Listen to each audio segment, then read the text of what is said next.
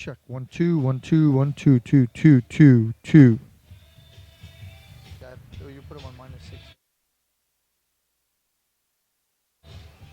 Check 1 2. Check check. No, that's I'm talking like way into it. So like right here, if they get the microphone, then they're gonna be talking like right about here, you know, because I think this is Let me see the thing on it. Yeah, this is all the way up.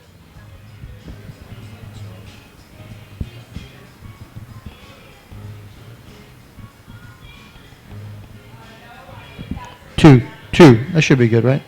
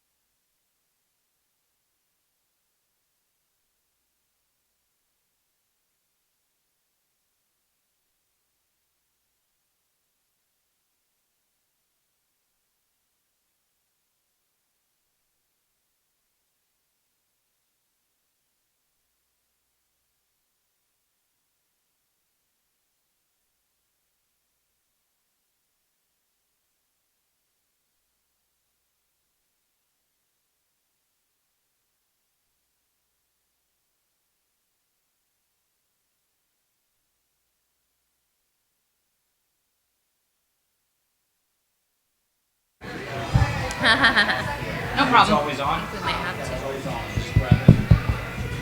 Great. Okay. Got it. Alright, ready? Quick photo, guys.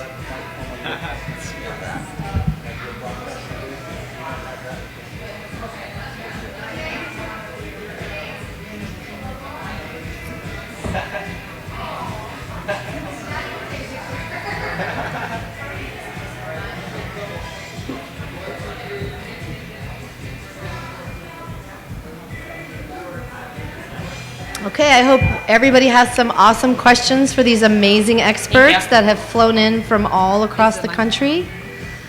We'll start from right to left. We have Chris Porter from Ocean Walls, from Victoria, Canada. Candace Crespi from Oceanic Preservation Society from Colorado. Howard Garrett from Orca Network from Whidbey Island. Zaka Falter, local San Diegan. Dr. Naomi Rose, Washington, D.C. Rick Wood and Sherry Macy from Washington State. Elisa Schulman-Janiger from Point Vicente, I would say. Palos Verdes, Los Angeles. And Dr. Heather Rowley from Los Angeles. But from OPS, Oceanic Preservation Society. So whoever has a question, they can come up to the podium and ask themselves, or they can tweet the question to us, and we will live broadcast it. Everything is being live streamed now on our YouTube channel. So if you have a friend that didn't make it, couldn't make it, you can go ahead and let them know to get on our YouTube channel on PhinFest and watch it live. So who has the first question? Oh, I know there's some. I'm not shy. I'm a former reporter, worked up at Lake Tahoe, then went down into Silicon Valley. My father worked for Atlantic Richfield for more than 25 years. We live only a handful of miles from SeaWorld San Antonio. Art is a medium that will make people come together and create awareness. I am awed at the number of films I've seen tonight. It has exceeded my expectations. However, I know people like Joel Achenbach at the Washington Post, who has written about the Anthropocene. He writes science stories. The odds of what you are trying to accomplish in what we saw in about 90 minutes of film or so are overwhelming. Because what you are trying to do, other than, pose for some publicity photos for PhinFest, you are trying to change the habits of millions of people against overwhelming odds, since we are overpopulating the planet, since we are using fossil fuels for communication. I saw your films, I loved them, but I am coming away from tonight's event with a sense of despair. Tell me why I shouldn't have that sense. I'll answer that one. My background's actually captive aquariums, SeaWorlds, etc.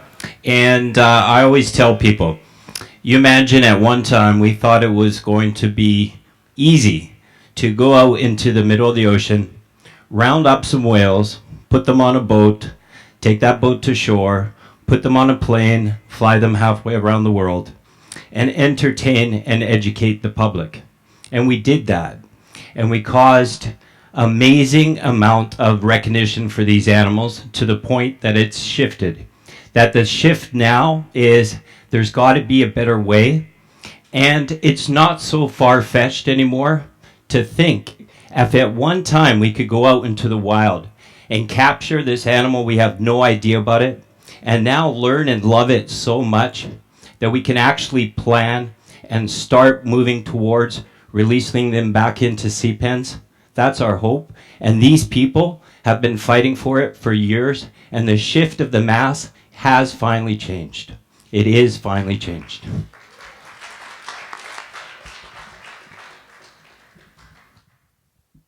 Yeah, I mean, basically, it's up to you as just individually. to decide what kind of life you want to lead. I don't have any children. That was a conscious choice I made because I was concerned about the way the planet was going. I don't do what I do because I think I'm going to save the world. I do what I do because it helps me sleep at night. I have a sense of what's right and what's wrong, and I've just decided I want to do what's right. I think that we can only change one person at a time. I personally have been approached by any number of people who've told me I've changed their minds, not just about this issue, but about a few others because I'm a flaming liberal, you know. And a friend of mine actually told me he voted for a Democrat instead of a Republican, and he was a flaming Republican because of a conversation we had. So you can only change one person at a time. You can only change yourself, really. You only have control over yourself. So if you live a good life, and you feel like you're living a good life, I don't think you should feel despair. It doesn't mean we're going to save the planet. It doesn't mean we're not all doomed. But it does mean that, you know, you've lived a good life. And that is all any of us can do. And so if you've accomplished that, I don't think that's anything to be despairing about.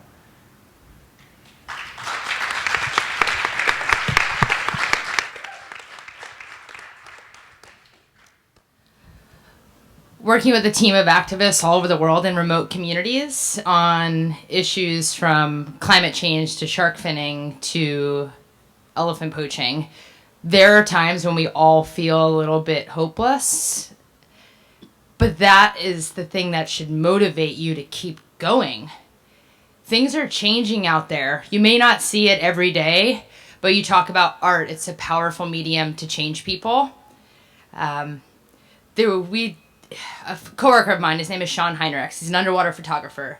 He captured footage of a shark finned on a boat, thrown under the water, struggling at the bottom, unable to swim, doomed to die, struggling.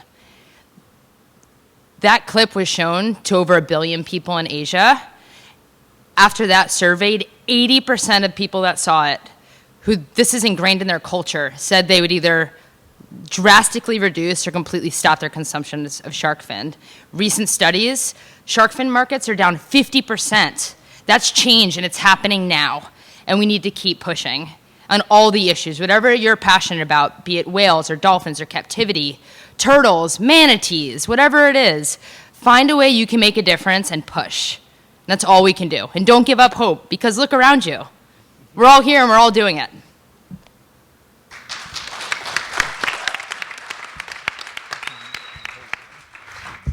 Just to add one thing that always gives me hope is seeing how many children and people from my generation are standing up. I mean, the youth are the future, and seeing people my generation and even younger stand up and make a difference in this world, it's truly inspiring. And even if some species may be extinct, I at least have that hope and that energy that I know that other people are fighting, and that's what really keeps me going every day.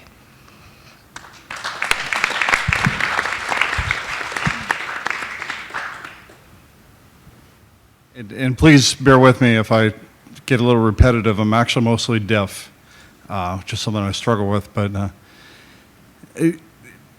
the thing about doing a film like Fragile Waters is you can get caught up in the despair issue easily. I mean, there's 51 minutes of only about 6 or 7 key issues out of hundreds that affect both of those key species. But you don't focus on despair. You can't. It's innate to the human experience that we would never have made it out of the Rift Valley in Africa if we didn't have hope built into us. And as bad as it gets, you know, no matter what's happening, we've always stood up as a species and tried to overcome it. We've tried to find a solution to things. I look at what happened with the bald eagle as a great example of how you can be on the verge of extinction and make a very single but committed change and stop that in its tracks. And that's if nothing else, that's a solid piece of hope you can always carry around with you. When it comes to the issues in racing extinction, in the captivity issues. I mean, these are things that there are heroes out there working to change actively. And most of these films, when you look at them, they're focusing on that. I mean, yes, you have to show the problems, but you gotta show that there's people working on it, and show that there's that hope. My other thing is that I'm a parent. I have 2 kids. One's in college right now, and the bane of my existence is the fact that he didn't go into marine biology. He's an engineering student. But what he wants to do with his life is to help people. So at the end of the day, if you do this right, if you do the creative projects correctly, you take that innate hope and you just light a fire under it, and hopefully that's what we accomplish.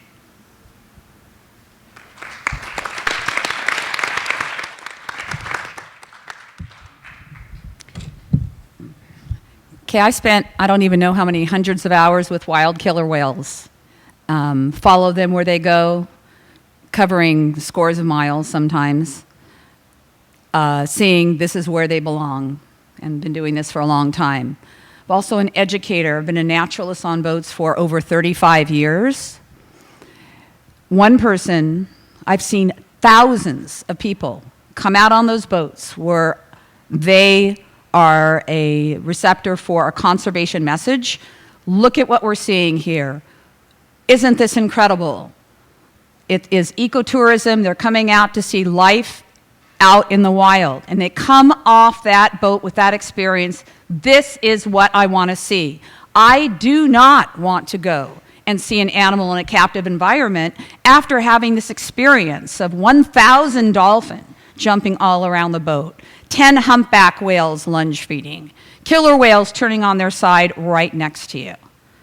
So one person, I have impacted thousands of people from all the trips that I've done, as well as being an educator in the classroom, high school students for 21 years. And I've helped to raise, I think, a generation of activists who aren't going to look at this and say, because this is what's been happening, this has to continue to happen. More like, this is what's been happening and I don't think it's right. Let me try to do something about it. I'm not going to advocate my family going to SeaWorld. Let's go on a whale watching trip instead. So I do not see despair. I see a lot of hope. I see a lot of change. I see movement in the direction like Ringling Brothers we were talking about earlier. If you replace the word elephant with orca, the time has come, we have gone past this time of having these elephants in captivity, in small spaces and changed. And the elephant is the representative icon for Ringling Brothers. And if they can do that and say, we could still survive, we could still entertain, but we don't have to keep these large, charismatic mammals in captivity in order to entertain people. If this could happen with the elephants, this can happen with orcas. I do not feel despair, I feel hope.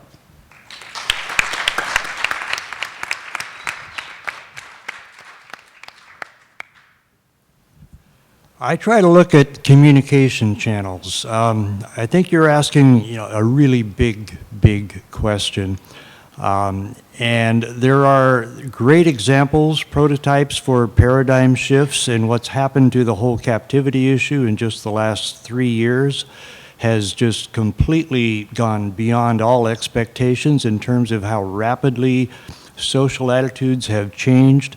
People live according to what is the consensus, what is not just their habits and their history and their past and the established values and institutions, but how that can change by the communication channels available. And all around the world, in all languages, the decision makers anyway are attuned to what is current, what is happening, what is talked about, what are the values and how are they changing and how could they change in a short order. It is a tall order to talk about keeping fossil fuels in the ground and actually adapting to doing without them and looking at our overall consumption and reproductive patterns. We got to look at all of that, but we have the media, we have the ideas, we have the thinkers, we have the art. And, you know, it can be done. I can't do it, and you can't do it. All of us here can't do it, but things are popping up. Things are spontaneously being created and produced around the world that can do it. And we are feeding our ideas into that just as we're hearing theirs. And, you know, I can't say that we'll do it, but it can. The possibility is there. The potential is still there, that those ideas that have gotten us in this mess can be looked at and shifted just enough to get us out.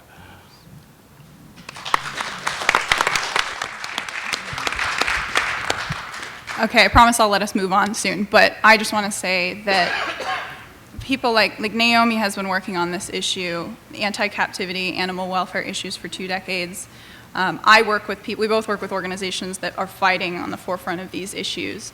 And I work with people who every day come to me when we see victories like Ringling Brothers. And most of what I do is actually now is lions, tigers, bears, elephants, circus animals, and roadside zoos in cruelty and neglect situations. What I do, I'm a veterinarian, and I feel like I'm doing Band-Aid medicine. I feel like I'm out there, you know, trying to fix little problems when the problem is really systemic. And now we are seeing that shift happen. And I have people who've been in this fight for decades coming to me all the time saying that they have never seen this kind of momentum in that movement. It's so exciting what's happened. It's the best time to be involved in this movement. I think honestly the fact that this first inaugural whale and dolphin film festival is happening is really crucial right now, because when we empty the tanks, which we will do, this will be the way that we will teach future generations. The Ocean Institute, all of these, getting on boats like we did yesterday, many of us have done, that is going to be how we teach our children to be better stewards of this planet. And that's really, there's nothing to despair about that. That's really exciting.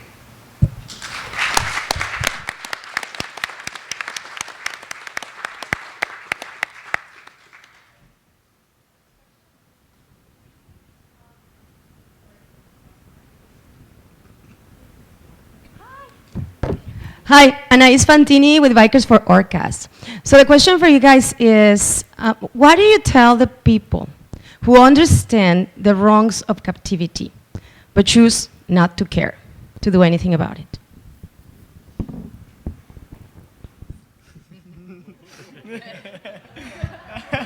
Go to mama. I mean, there's a lot of people like that. You know, there will always be a lot of people like that. I advise people because I get a lot of folks coming to me, particularly through my Facebook page, just saying, I'm having this discussion with a coworker and I just can't get through to them.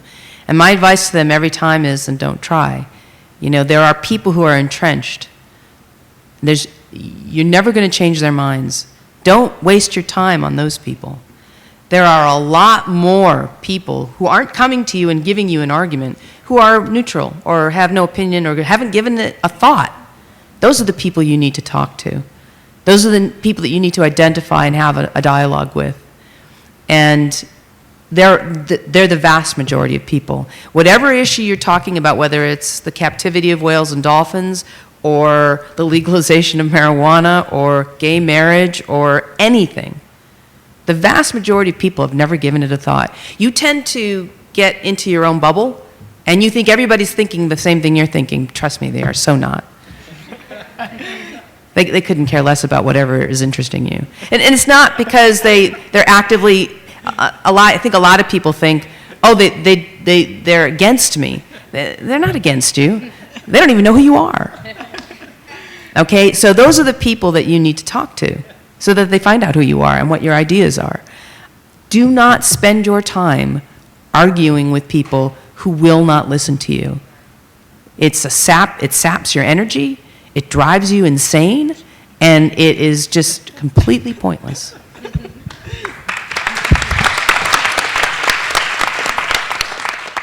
I'd like to put a little addendum onto that, when you talk to the people that can be talked to, that can be shifted, can be swayed, and that's the vast majority in the middle, they'll get to the ones that won't. Believe me, You just have to change the consensus, the overall majority prevailing opinion, and they'll come around. They're holding back because they don't think Yeah, that the that's a really good actual point. That's a good shift has been made. They will.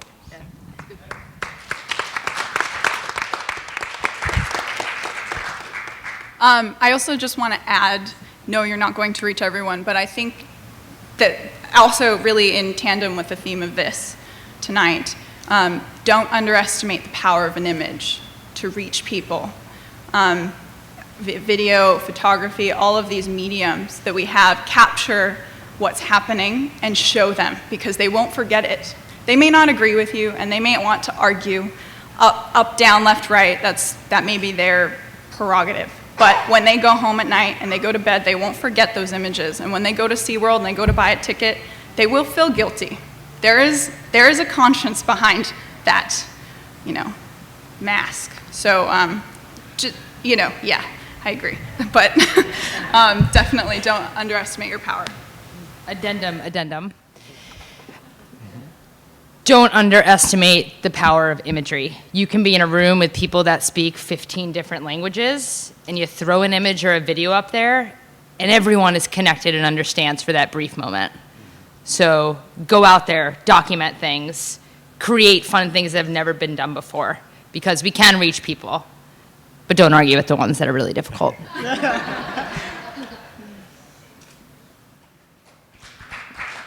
Next question? I'm curious if PhinFest can be replicated, if there's a plan to take this show on the road, because it seems like it needs to be in multiple venues. Oh. I think we should give big. So, I think this is just a side effect and a product of the incredible movement that has happened, this shift that we've been talking about. This is just a platform for it. So if this platform can be replicated around the world, it means that we're doing something really right, because this is just, we're the crack in the sidewalk, we're the break in the foundation, and we wouldn't mind taking this worldwide and taking that message everywhere, because these great people need the platform in which to present their work, which is comprehensive and extremely, extremely valuable. So yes, that would be great if we could do that. I think that there are similar ideas out there. I'm aware of one, for instance, in Colombia. So I don't think that this, I'm not sure, I think it's a great idea to actually sort of send FinFest on the road. But there are other, it's not a unique idea to have a film festival that focuses on these ideas. And so there are other venues and other parties and other advocates who are already thinking of doing this elsewhere. And I think it's because of this, the power of imagery and the growing body of work that's out there that has really good technology, really good innovative techniques employed in imagery and film. And so there's a lot of material to work with to have a film festival about, basically. So everybody's getting this idea. So I think the idea is, in fact, already kind of going global. And, we need to get it into certain places where it's more important, like Russia or, the Caribbean, where there's so many swim with the dolphin programs. It's mind-blowing. So, but nevertheless, there are people already I know of that are thinking of doing something similar. And they should. This isn't just a one-note type of event. This should be something that's global on many different levels from many different people. It doesn't belong to just a certain organization. It belongs to the world. It's a movement that is just being replicated. Next question. All right, hi. So I'm a naturalist on a whale watching boat in San Diego, and I tried to educate myself as well as our passengers about kind of pressing issues that they might not know about, vaquita, southern residents, shark finning, of course. I'm just curious if there are any other species, any other scenarios going on out there that I should know more about to pass that on. Last summer, I went to Costa Rica with Earth Race Conservation Organization to protect sea turtles from poachers, and I was there for 2 weeks with a small group, and we patrolled the beach at night, and we saved over 1,200 eggs in 2 weeks. And seeing those eggs in this hatchery safe from the poachers, it just made me realize that one person can make a difference, and that there is hope for people to change.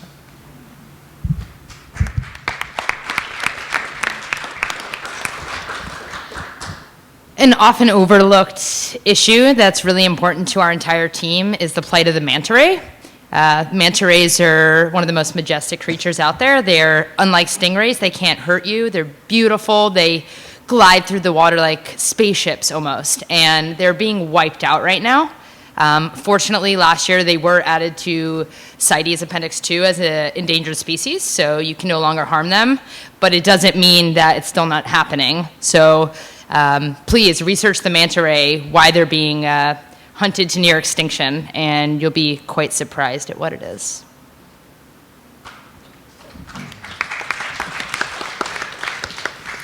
I think one thing that has been a recurring refrain here with all the discussions and the films has been the ecosystem approach, the idea of looking at all the connections, and that if you pull out one link, who knows what may collapse.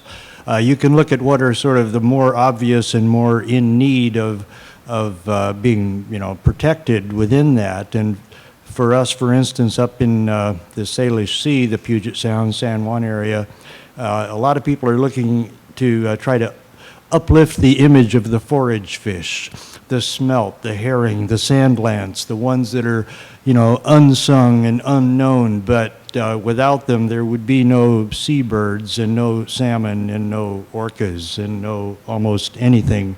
And they really need protecting, and it can be done just on reforms of shorelines, the development and the pollution that goes on. If that needs to be controlled for the forage fish, and that's the health of the whole system at stake. So that's one way.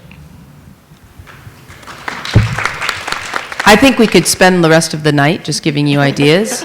So, what I would advise you to do is, do a little bit of web searching, and try to get a good, list for yourself, just things that you might think are interesting. A couple things. One is Appendix 2, just to correct the CITES Appendix 2 listing. It's not a great deal of protection. All it means is they have to monitor the trade in the species. So they absolutely can still harm it. They can trade in it, but they have to monitor it, and what you want is to eventually get it on Appendix 1, Yes. which will protect it from commercial trade. The second thing is, one idea I had is global warming, climate change is going to have an impact on the polar regions the most first. It's already happening. And so one of the risks that the Arctic in particular is facing right now is increased shipping, which also means increased risk of oil spills and that sort of thing. So I would just throw that in there as something you might really want to emphasize is we need to not, society needs to look at what's happening in the poles, particularly in the Arctic, not as a great capitalist opportunity to increase shipping, but as, a threat. And maybe sending more big tankers up into the Arctic region is a really bad idea.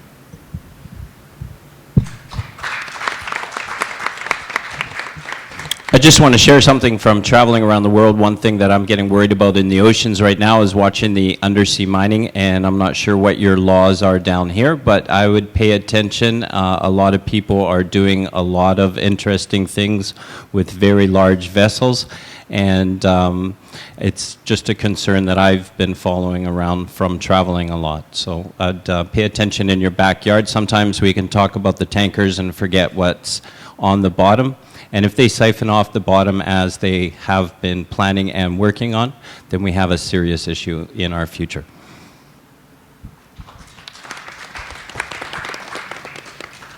I think one of the things that becomes very clear when you start doing documentary film work, especially on endangered species,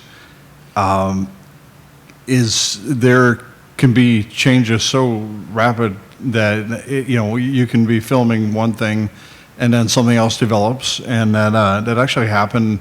I was filming a sea turtle documentary in Florida, and most sea turtles in the North American area are endangered species. while I'm filming that, just around the corner from where I was living, there was a manatee die-off that took place. It was more than 800 manatees in a single year died off to a macro algae bloom that took place, and it created a toxin when they ingested this that would paralyze their breathing system. They would actually drown.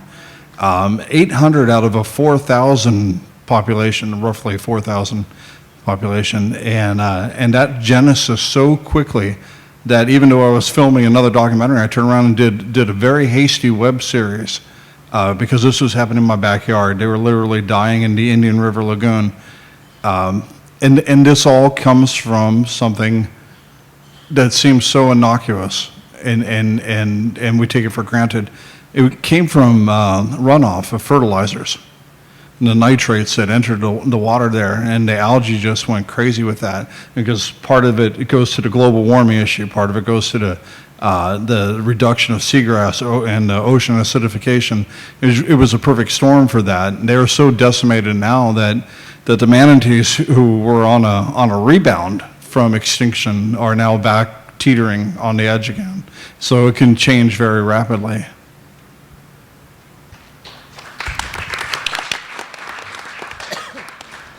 Just to mention one more quick point, I'm sure many of you are probably aware because it's on our doorstep, but over 1,400 sick sea lion pups have washed ashore just here. So that's something, I mean, there are clinics all along the coast of Southern California that are struggling for funding and space alone to take these animals in and give them care and give them a head start and get them back in the ocean. Again, it feels a little like Band-Aid medicine, but it's important because we are a driving factor for all of the reasons why this is happening, from the fish being depleted to global warming. So that's an important thing you can do to just educate your local schools about to help them out.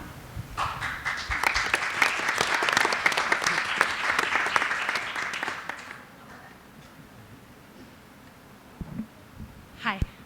Okay. I'm in San Diego, and as many of us in this room are, we protest at SeaWorld, and we do all kinds of stuff. But the sea lion, you just led me right into that. We have actually seals and sea lions in La Jolla between Children's Beach and the Cove, and they're being threatened by the environment enough, but then also by the people, unfortunately. So I'm just curious how to best approach that and how I can be the best San Diegan for both the orcas and the sea lions and everything in between, and the Navy dolphins too. Sorry.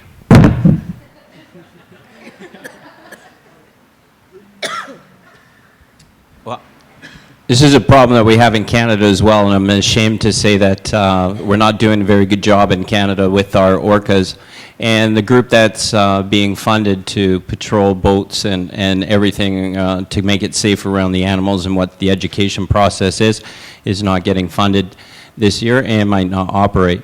So it is a tough battle to educate the public, and aquariums are to blame because we've taught the people that these are nice, tame animals that you can do some cool things, and the public does want to go into the wild and replicate that.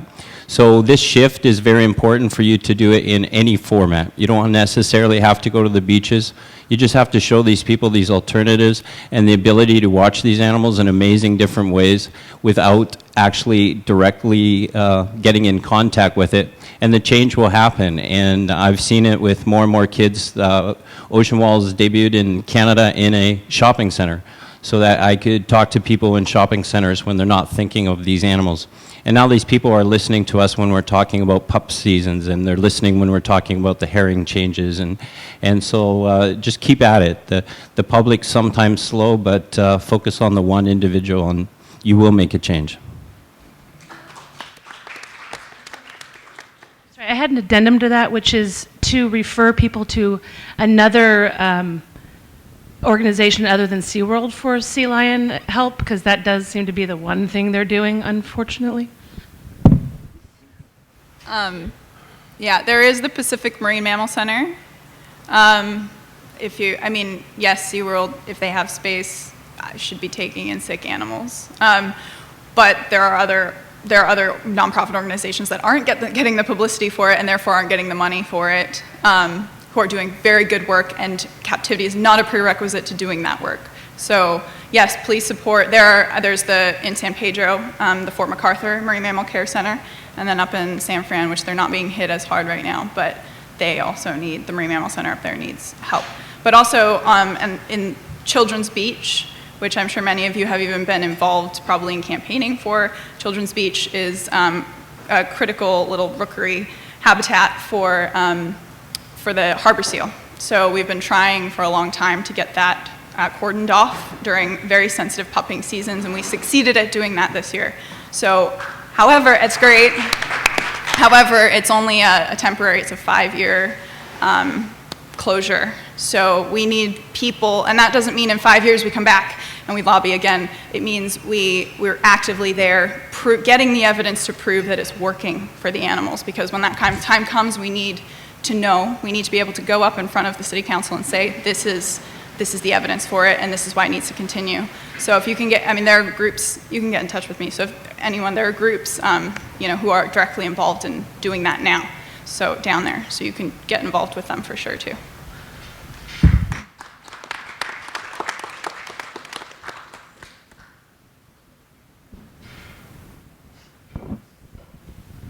I've spent my entire life either in, on, or around the Pacific Ocean, and now Puget Sound and Sailor Sea. I've been an on-the-water naturalist, educating people as well, and I owe much of what I know today to Elisa, and thank you for that. And I've had a lifelong love for cetaceans, and when I moved to Washington, I just carried that on, and we all love killer whales. And the first time I got on the water with the Southern residents, the very first whale I saw was J2 Granny. And she swam right up near the boat, and she's about 102 years old at the time. And I thought about all the things she's experienced. I thought about the wisdom she has to have. And I thought about the captures and her surviving them. And I found myself in tears for the first time ever on a boat. And I knew then they have to be saved. They have to be. And I look at myself as kind of a photo activist. I go on the water a lot. I take pictures of the animals. I share them on social media. I try to pass on what I know about the animals, just in general, but with the Southern residents become something almost personal for me. And it seems to me that Tokatai and the captivity, ending captivity, has a lot of attention. Taiji has a lot of attention. But I don't see the same attention being focused on saving the Southern residents and restoring the salmon. And I'm hoping that Fragile Waters gets that message out to a wider office. But, on social media, I've shared that petition that's been going around to take down those Snake River dams until I get no more responses from people. But it also seems like we're just preaching to the choir sometimes. The responses I get are mostly from people I know who are involved in the community. So my question is, how do we get the message out to a wider audience? I'd like to say that's why I was inspired to start Ocean Walls and shopping centers. It has to start right at our community level, and people are connected to the ocean if they're reminded of it. And to get them inspired is just forcing them to stop and think about it.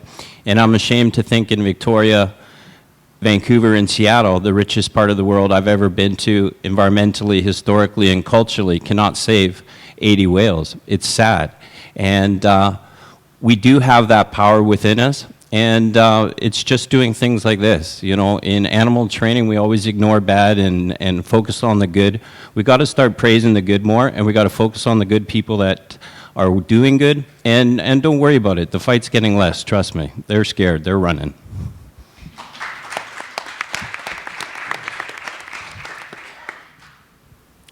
Well, first, thanks, James, for bringing up the Snake River dams. We could be here all night talking about different issues, of course, but that's a big one, and it's getting bigger because even though the orcas are dying a death by 1,000 cuts, and so you need 1,000 Band-Aids. That's a big bandage, and if we could bring down those 4 dams, it would provide a whole lot more salmon in a fairly short order, within a decade, to the Southern residents, and could help them a lot. And I'm very happy to say there is a huge effort. It's still not very far into the radar, but it's just begun in the last month or two. There's a coalition with salmon restoration people, with some very sharp lawyers, some very sharp publicity people, and it's already shown up in some papers in eastern Washington, in Lewiston, Idaho, and in places where the constituents there have a lot to say about those dams.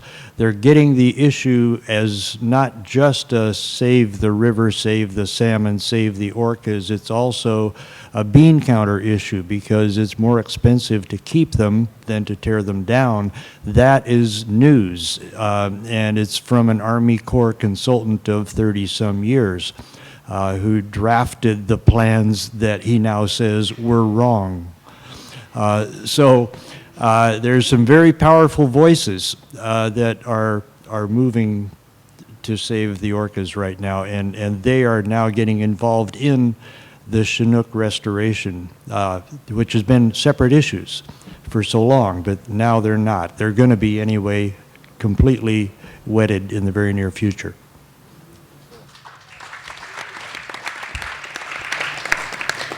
I think another key component to getting the message out there, and forgive the redundancy if you went into this because you know you're on the deaf side, it's actually in the truest form it's a grassroots effort because it's a conversation starter. I mean, Fragile Waters is just that. It's a bunch of dots that aren't necessarily fully connected because we didn't want to do that. It's not a linear story. It's not because the issues are not linear issues as well.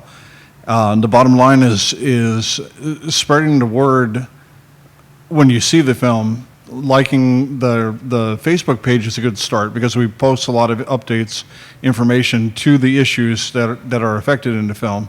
How you talked about dam removal. Did you mention you talked about the Elwha? See, the Elwha is okay. So there's a dam in the area of the Olympic Peninsula that had been restricting salmon, natural salmon flow or spawning into their traditional waters for more than 50 years. These for the salmon though are many generations out. You know, for a fish that has a lifespan of years, of a few years. So they decided finally, after a lot of consideration, to go ahead and remove this dam, and the Elwha came down, and then scientists were wondering how long it would take the salmon to start respawning. You know, would it be a couple years? Would it be a decade? It was a couple months, because it's built in. The salmon are an amazing species. They have the chemical receptors built into their genetics to know the chemicals of the rivers that their ancestors spawned in. So these removed fish by multiple generations that had never seen those spawning grounds, and neither did their parents or grandparents or anything beyond that, knew exactly where to go, and they went right to it. And we know that approach will have benefit in an immediate sense. Cleaning the water is a huge message that we put out there, and actually I'm going to hand it over to Sherry because Sherry did all of the underwater footage that you saw in the film, every single piece of it. But a byproduct of that was something that was a little bit frightening because we came across a lot of things in the water. Hello.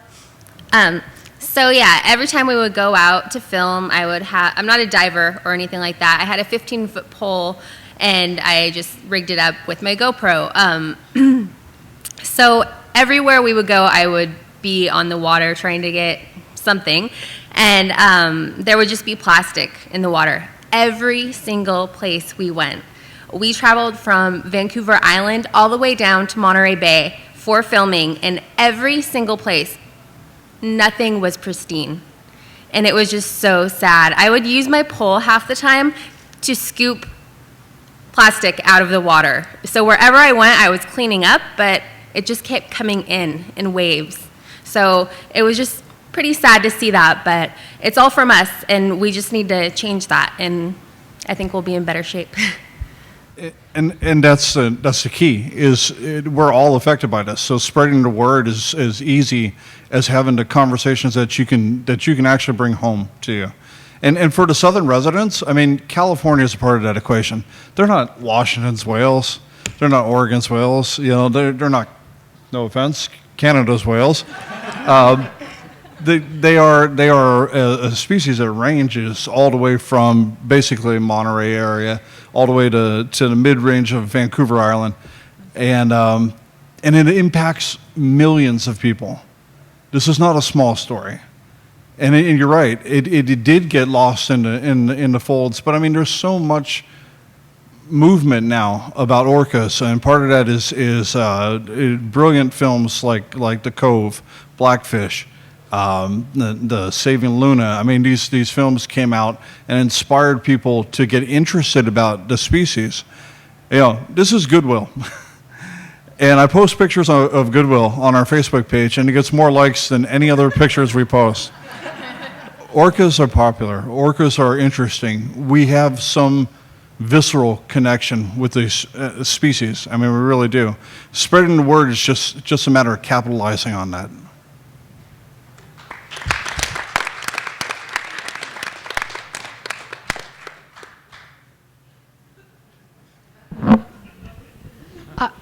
I'm from San Diego as well, and I was really, really pleased last night to hear Louis say what Candace repeated again tonight, which is that the single best, most important thing that each one of us can do 3 times a day or however many times we eat is to go plant-based. And listening to watching the various films and listening to you folks talk, I mean, I was reminded of this in terms of, the age-old conflict with the dams between the farmers and the fish. Well, if, raising livestock uses an incredible amount of water. And this is something that we've started in San Diego. A group of us started a Facebook page and a website called Truth or Drought to try to get that word out, that animal agriculture is like but one of the biggest consumers of water. So that's one example. I mean, it's animal agriculture generates greenhouse gas emissions in substantial quantities. And then just in terms of consuming salmon. So I guess, it's kind of like the elephant in the room a lot of times, because nobody wants to really say it too much. So I like to hear from, you folks. I mean, what do you think is an effective way to get that across to people? Just a point of clarity. No, don't go away. Get what across? That they should eat lower on the food chain?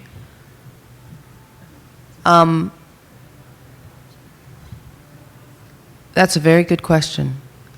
I think, again, one of the things I would advise, and I think everybody up here will have a different idea, so I'll just offer mine. I have a lot of friends who are carnivores. I have a very broad acquaintance. My whole family are carnivores. And I just have a lot of friends who I've known long before I was an advocate, and they're still eating McDonald's. And they have been influenced by me, and they hate it. But they can't help it. And this is just my choice, and everybody should just do what feels comfortable for them. I don't proselytize. I make a real point of not proselytizing because it can be annoying. And I don't think annoyance is how you're going to get anybody to change their minds. And so it's not that I think in some cases proselytizing is actually important, but I'm just saying on an individual basis I don't do it. And still, when I come over, they all eat vegetarian. My family does, my friends do, and they don't, and they know it. I mean, they make pasta with marinara sauce or whatever, just something that is palatable to them, and they also will, they know they're doing right by me. And so leading by example, I guess, is one way of doing it. But again, I don't think that's the solution, but it is certainly one thing that you can do. And I really do urge people not to be too annoying about it. It's a turnoff. I think it really is. It doesn't mean that you can't talk about it or actually bring it up as a topic of conversation, but just don't nag and be annoying about it, because you're just giving them fodder for, turning off.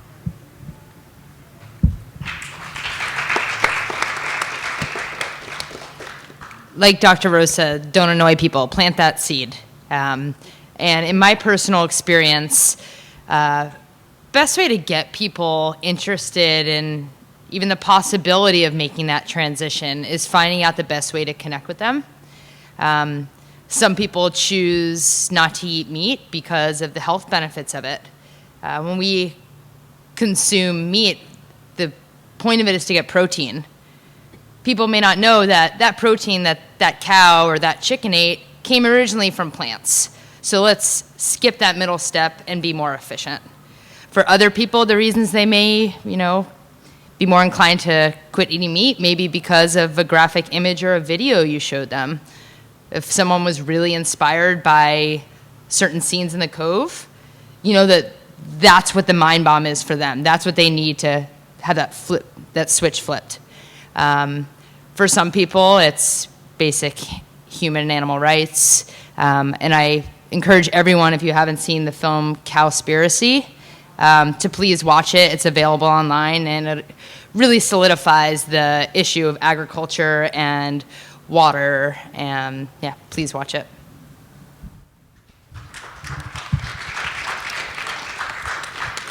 Just as an addendum to that, sort of, this kind of goes back to what I said earlier about showing them an image they can't forget.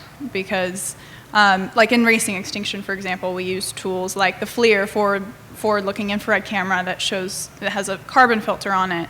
And we use that to visually sort of give a visual example of the impact of one cow, and then amplify that by the fact that there are 1.3 billion of them on the planet. So I think a lot of us in this room, we tend to interact frequently with environmentalists. And the big message really is that cattle, and the transportation of meat for human consumption, the whole business is, it actually produces 18%, which is twice as much of the carbon dioxide equivalent emissions as the entire transportation sector globally. So big impact. And you can do it very easily 3 times a day. I mean, at this point, everyone goes at their own pace, and maybe it's just the next time they pick up a hamburger, they, feel guilty a little, Like, it's just about planting the seeds, and you give them the tools, and they do the work, It'll happen.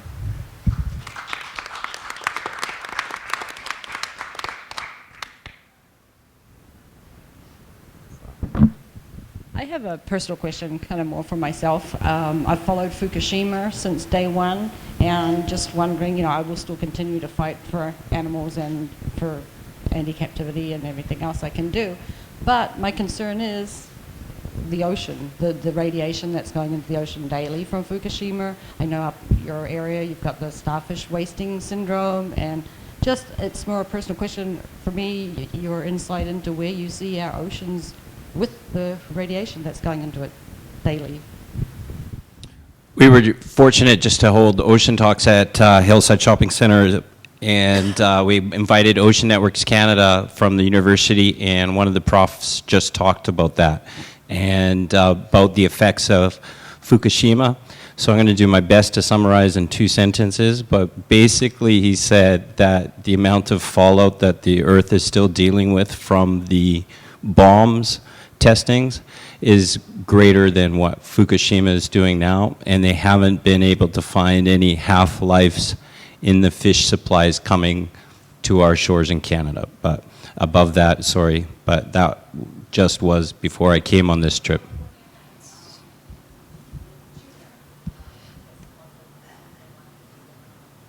There's a lot of media out there. Make sure you read the right sources. I think one of the things that I am most concerned about in terms of society is a pet peeve, really, is that people are not trained anymore in how to calculate risk.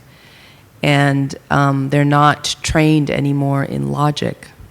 And I mean logic in the sense of like Socratean logic, you know, the ancient Greeks, you know, they actually taught you how to think. Not what to think or facts, but how to think. And we're not really trained in how to think anymore. It's not in the core curriculum anymore, how to think. And I'm not saying that we shouldn't be concerned about something like Fukushima, but quite frankly, something like that, which is, you know, it's important, especially at the local level. It's a drop in the bucket compared to a lot of the other things that we've been talking about, including a lot of the issues that are addressed in racing extinction, climate change, and the bigger meteorological patterns that are changing and things like that. And so whenever there's something like that that seems like it's really a big deal, and the media plays it up, and it's not necessarily as something that needs to get as much attention as it's getting. Sometimes it is. For example, the Deepwater Horizon oil spill was really as bad as it was painted to be, at least for the Gulf of Mexico. But sometimes something that occurs that it gets a lot of splashy attention in the media isn't necessarily as significant as it seems. And so, as Candace said, you really have to do your homework. And generally, I judge it by the more hysterical the media is about it, the less likely it is to be that bad.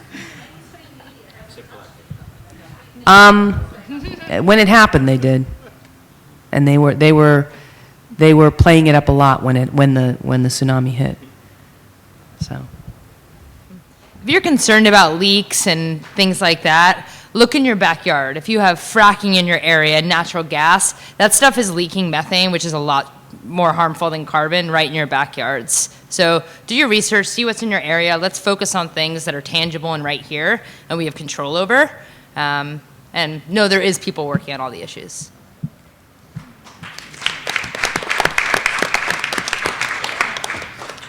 Last call for questions, Steve Christensen. He gets an intro because he's special.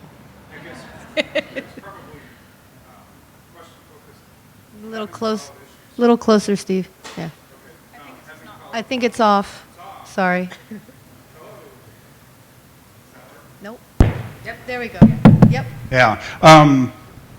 Looking at the issues and the popularity or the blackfish effect and the cove, I guess my question would be for those folks that have followed. The Republicans passed the Clean Water Act and a lot of good environmental legislation in the early 70s. And now in Florida, you can't mention climate change from our Republicans. And so I guess my thoughts or question would be, where do we get that shift politically to solve some of these problems? And then are the laws any better for those folks that have been following the issues for 25 years? Because the laws are on the books that would protect these species, but I don't feel like as a movement that they're actually being utilized. And so I guess that's just kind of my thoughts or question would be, why are the Republicans so anti-environmental now? And they passed some amazing legislation back in the early 70s.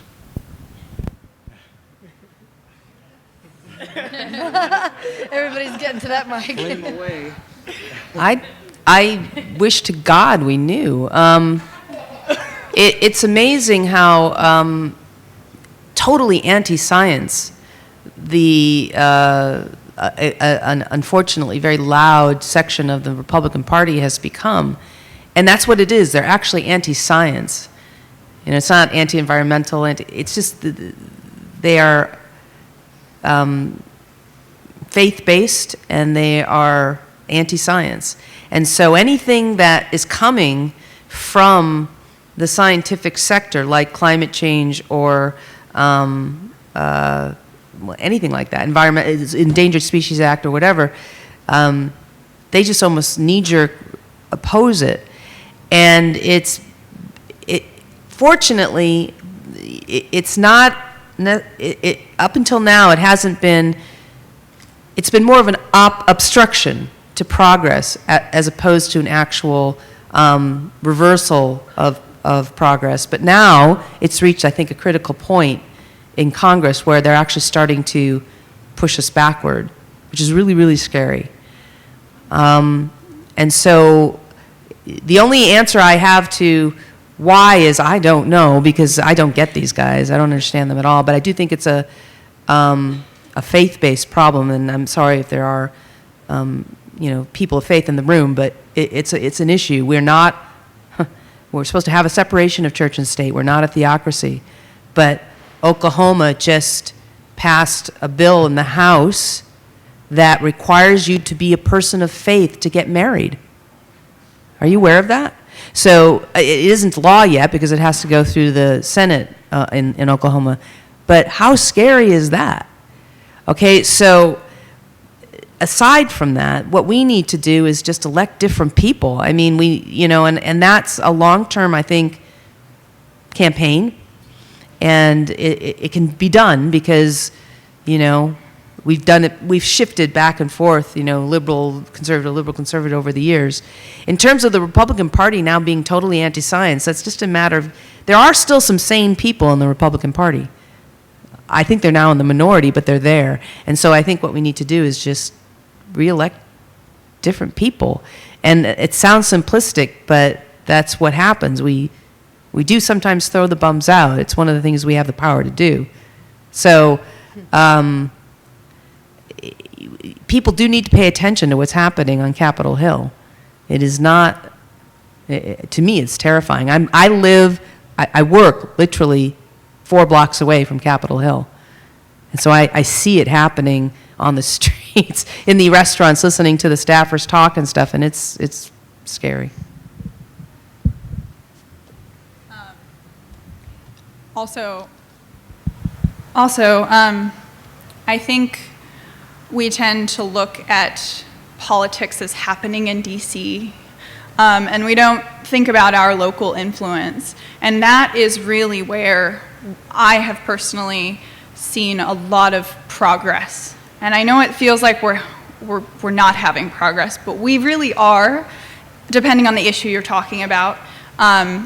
Late last year, I think it was in November, we passed a ban on the use of bullhooks in the city of Oakland in California. And bullhooks are the device that's used to control elephants in the circus. And now, last week, Ringling came out of nowhere with the announcement that they're retiring their circus elephants in 3 years.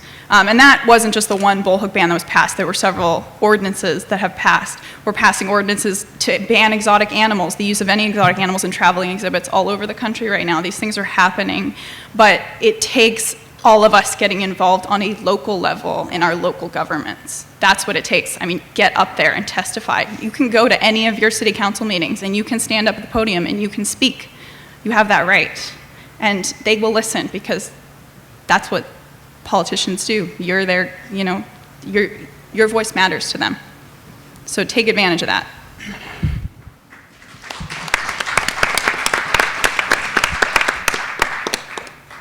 Something that I was once told that I'd like to share with you guys is if you don't vote, you can't complain. Yeah. So get out there and vote and bring your friends to the voting stations with you and elect the right people and get the right knowledge and figure out who the right candidates are. And we can do it. This is a country based on the people. We are the people, so demand those changes. Don't expect other people to do it on your behalf. It takes all of us taking small actions together to really make waves. Thank you, guys. Yeah. Given that I was a bit of a Debbie Downer in my reply, let me just say, the one thing this may shock you all, given, the lovely montage that Maral did for me yesterday. Which I'm going The to one show. thing that I'm most proud of in my entire life, I'm now, and I'll say it out loud, I'm 53 years old, and the one thing I am the most proud of in my entire life is I have voted in every election. Yeah. When I turned 18, I started voting, and I've never stopped. I've mailed in absentee ballots when I've had to. I have always voted. In every election I have been allowed to, I will say I don't vote in local elections like, for city council because I moved a lot, so I never knew who these people were. But at the federal level and at the state level, I have always voted. And as Candace just said, if you don't, what is wrong with you? Okay, you live in a democracy. And I tell this to young people when I talk to college level, because we hear a lot about how that's the age group that's a little bit apathetic these days. You have got to vote. You live in a democracy. You have no idea how lucky you are.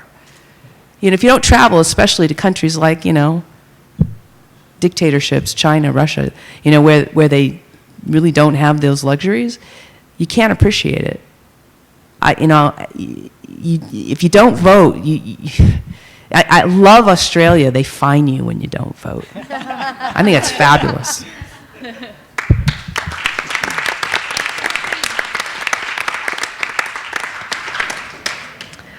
I believe that. Oh. Just to add one thing, I think it's also important to email and just contact your local representatives. Like the recent bill in Washington was passed because somebody emailed their representative to get that bill passed, and there was a declaration in Malibu for cetacean rights last year that was passed because somebody reached out to that city council member. And I actually talked to that city council member afterwards about getting something like that started in San Diego too, which would be extremely difficult because of SeaWorld, obviously, but it'd be so great to protect cetaceans not only in the wild, but like also in the captive environment.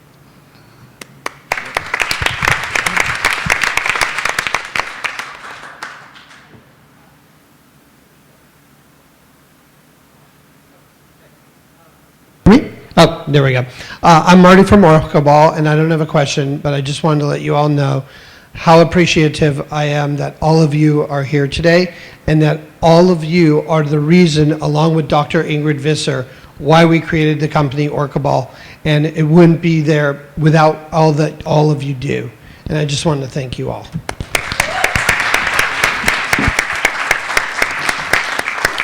And I just wanted to take an opportunity to thank all of you people. It's through this journey, people come out and reach out in the virtual world and cheer up my day when I might be feeling that the fight is too hard to handle.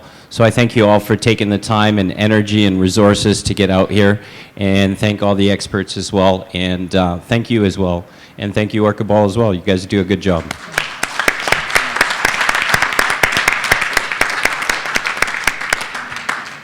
We're just going to run a couple of montages Dr. Rose was mentioning.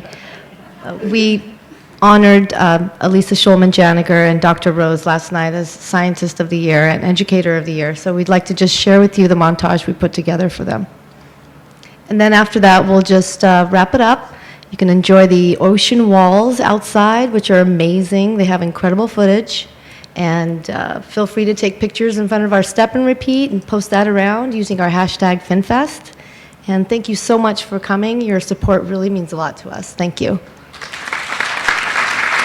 And of course, thank you to the esteemed panel.